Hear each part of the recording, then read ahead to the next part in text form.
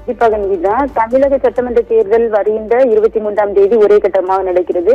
இதற்காக ஒவ்வொரு கட்சியினரும், அதாவது திமுக கூட்டணி, அதிமுக கூட்டணி, நாம் தமிழர் கட்சிகள் மற்றும் தமிழக வெற்றி கழகம் என 4 முனை போட்டி நிலை வந்த நிலையில் ஒவ்வொரு கூட்டணியையும் தங்களது வேட்பாளர்களுக்கு ஆதரவாக தமிழக வாக்காளர்களிடம் தீவிர வாக்கு சேகரிப்பில் ஈடுபட்டு வருகின்றனர். இதே போல தாவேகா தலைவர் விஜயும் தமிழகம் முழுவதும் பல்வேறு இடங்களில் சுற்றுப்பயணம் செய்து தங்கள் கட்சி வேட்பாளர்களுக்கு விசில் சின்னத்தில் வாக்களி சேர்த்து வருகிறார். இந்நிலையில் தமிழகத்தின் பல்வேறு இடங்களில் அவருக்கு தடை, அதாவது பிரச்சாரம் செய்வதற்கு தடை விதிக்கப்பட்டிருந்தது.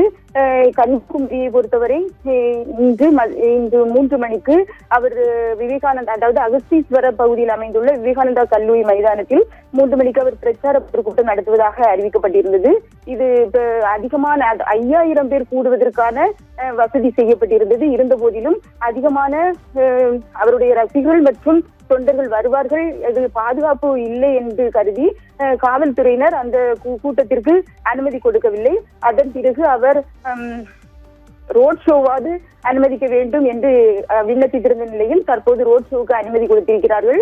இந்த ரோட் ஷோவானது மகாதானபுரம், கன்னியாகுமரி பகுதியில் உள்ள 0 பாயிண்ட் பகுதி மற்றும் மகாதானபுரம் போன்ற பகுதிகளில் அனுமதி வழங்கப்பட்டிருக்கிறது.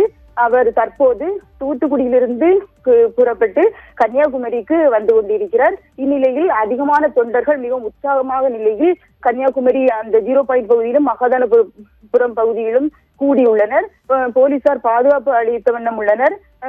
மின் கம்பங்கள் கூட மிகவும் பாதுகாப்பான வேலிகள் அமைக்கப்பட்டு பாதுகாக்கப்பட்டு வருகிறது. அதாவது தொண்டர்கள் உற்சாகமாக இருக்கின்ற நிலையில் மின் கம்பங்களில் ஏறி தாவேகா தலைவர் விஜயை பார்க்க துணிவார்கள் என்ற நிலையில் தொண்டர்களின் பாதுகாப்பு கருதி மின் கம்பங்கள் கூட பாதுகாக்கப்பட்ட நிலையில் இருக்கிறது. நிகிதா.